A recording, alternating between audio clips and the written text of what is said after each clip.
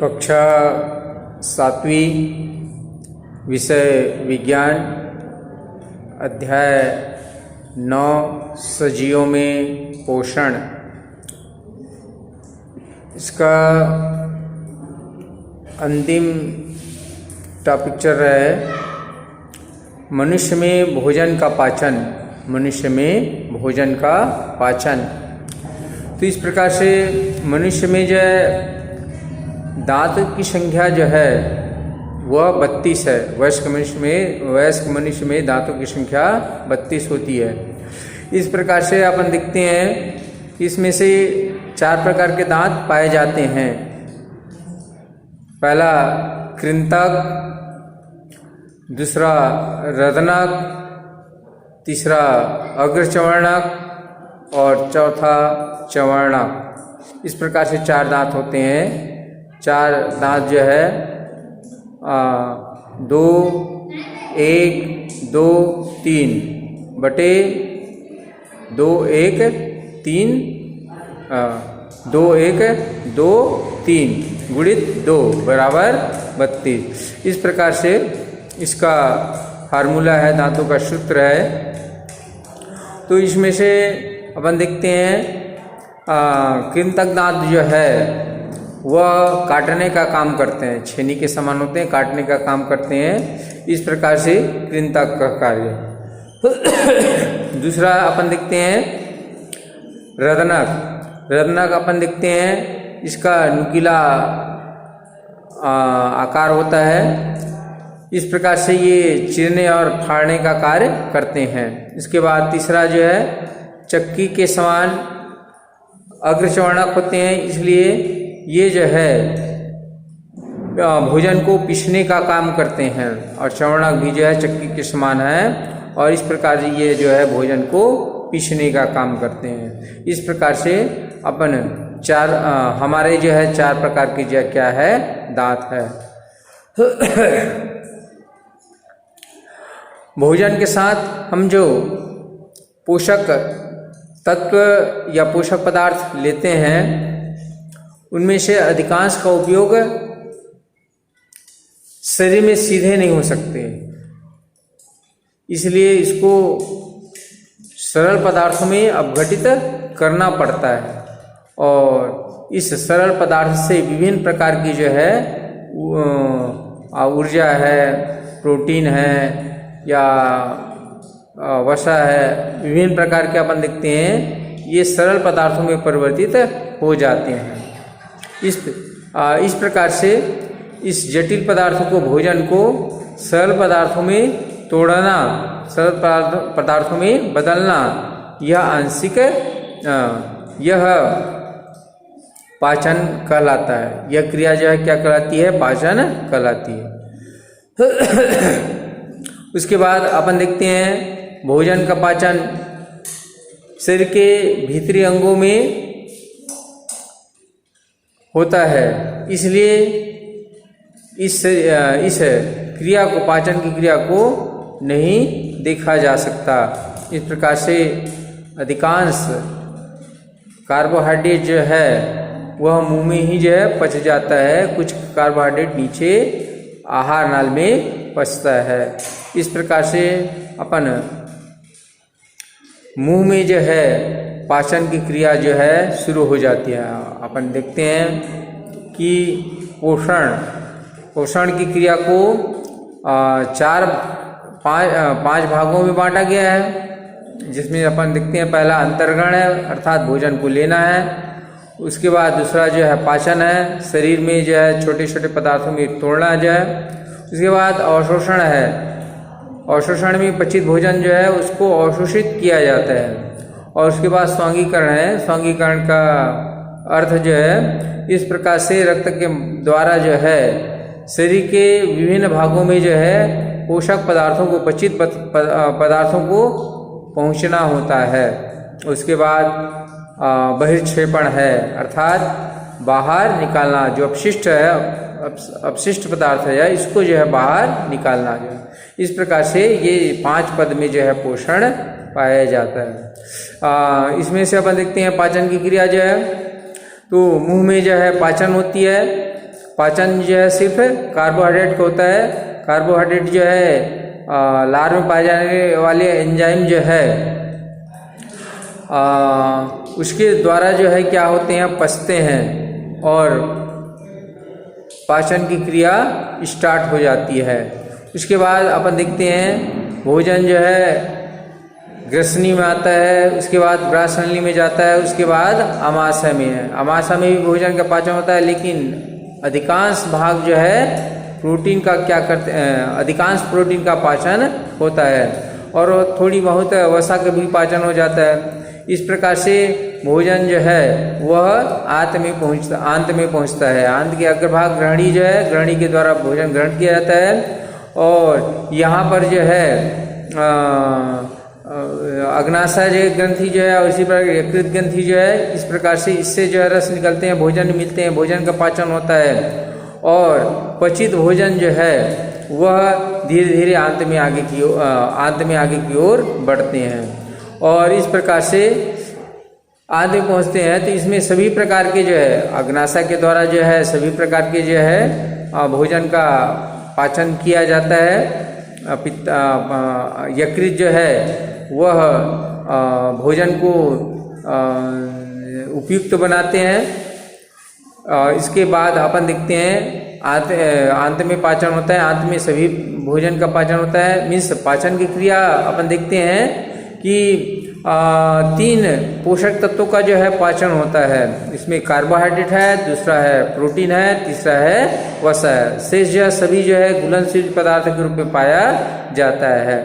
इस प्रकार से 3 पदार्थों का पाचन होता है। 3 पदार्थों को पचाने के लिए हमारे आंत जो है विभिन्न प्रकार के एंजाइम का क्या करते हैं, स्राव करते हैं और भोजन भी मिलते हैं, भोजन का क्या करते हैं, पाचन करते हैं और छोटी आंत के अंतिम भाग तक पहुँचते पहुँचते लगभग भोजन का पूर्ण पाचन हो जाता है।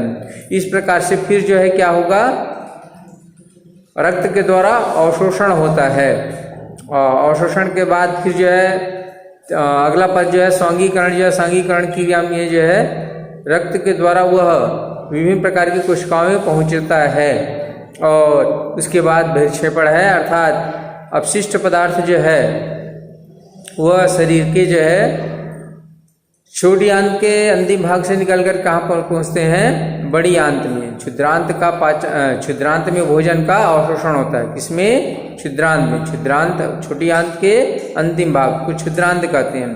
क्षुद्रांत में जो है भोजन का क्या होता है, अवशोषण होता है। इसके बाद अपचित भोजन जो है, अपशिष्ट पदार्थ जो है वह छोटी आंत से निकल करके बड़ी आंत में पहुँचते हैं और इस प्रकार से बड़ी आंत में जो है पानी और कुछ आवश्यक वस्तुओं का अवशोषण किया जाता है और शेष जो है वह अपचित पदार्थ जो है वह मलाशय में पहुंच जाता है और मलाशय के द्वारा समय समय पर जो है मल त्याग किया जाता है। इस प्रकार से अपन देखते हैं पाचन की क्रिया होती है। इसमें अपन देखते हैं क्रियाकलाप 2 दिया गया है। पोहा या रोटी, दोपहर खली, आयोडीन ड्रॉपर, गेहूं का आटा, बीकर पानी। इस प्रकार से कच्चा पोहा जो है लेकर के जो है इसको चबाएं, जो है चबाने के पश्चात कुछ समय पश्चात जो है वह पोहा जो है क्या होता है, मीठा लगता है। इसका अर्थ है कि कार्बोहाइड्रेट में जो है कुछ मीठे पदार्थ होते हैं, अर्थात वह मीठा पदार्थ क्या होता है, ग्लूकोज होता है। क्या होता है, ग्लूकोज होता है। इस प्रकार से स्वाद में जो है कार्बोहाइड्रेट जो है वह मीठा लगता है। इसके बाद अपन देखते हैं, अपन यह जानते हैं कि कार्बोहाइड्रेट मीठा होता है। इस प्रकार से कार्बोहाइड्रेट के पाचन के दौरान अंत में क्या बनता है, ग्लूकोज बनता है। इस प्रकार से अपन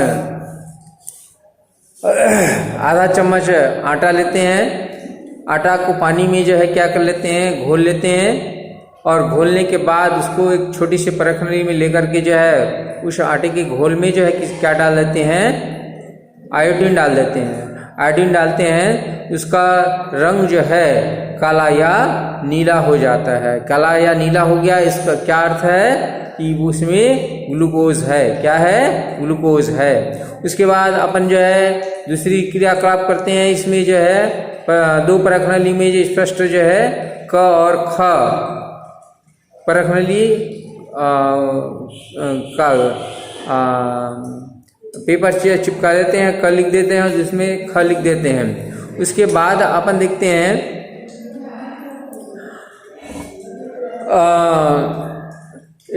क परखनली को होठों से लगाकर उसमें उतना ही जो है लार डालते हैं जितना अपन क्या लिए हैं, आटा लिए, उसमें आटा लिए हैं, उतना ही जो है लार डाल देते हैं। इसके बाद अपन ख परखनली को अपन ज्यों का त्यों रहने देते हैं और इस प्रकार से लार डालने के पश्चात उसको हिला देते हैं, हिलाने के पश्चात उसको रख देते हैं। और इस प्रकार से दोनों परखनली कुछ समय पश्चात जो है अपन कुछ समय बाद परखनली क में अपन आयोडीन का विलयन डाल देते हैं और परखनली ख में भी जो आयोडीन का विलयन डाल देते हैं और इस प्रकार दोनों को हिलाकर देखते हैं तो इसमें से क परखनली जो है उसमें जो हमको नीला या काला रंग मिलता है। इसका मतलब है वहाँ पर कार्बोहाइड्रेट है या मंड पाए जाते हैं। इस प्रकार से अपन इस क्रियाकलाप को करते हैं। उसके बाद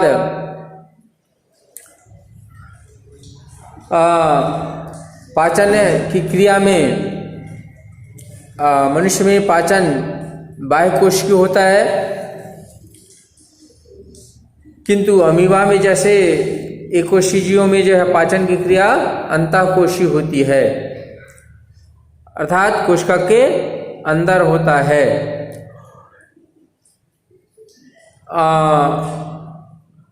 इस प्रकार जो है शरीर में भोजन लेने और उसके पाचन और शरीर द्वारा पचे हुए भोजन का उपयोग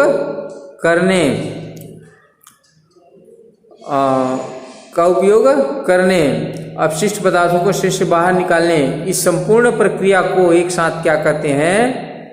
पोषण कहते हैं। क्या कहते हैं? पोषण कहते हैं। उसके बाद अपन देखते हैं घास में पाचन, घास खाने वाले जंतुओं में पाचन, घास खाने वाले जंतुओं में पाचन। घास जो है गाय, बैल, बकरी ये सामान्यतः क्या करते हैं? घास को खाते हैं और घास को खाते समय जो है ये तुरंत घास को जो है निगल लेते हैं और निगल करके जो है आमाशय के जो है रुमेन में क्या करता है? ये ग्रहण करता है। रुमेन में क्या करता है? ग्रहण करता है। रुमेन में भोजन पहुंचता है और भोजन पहुंचने के पश्चात उसका आंशिक पाचन होता है। रुमेन में उसका क्या होता है? आंशिक पाचन होता है। वहाँ से फिर जो है वह जब गाय जो है भोजन नहीं करते उस समय जो है अपन देखते हैं यह जुगाली करता है, जुगाली करता है।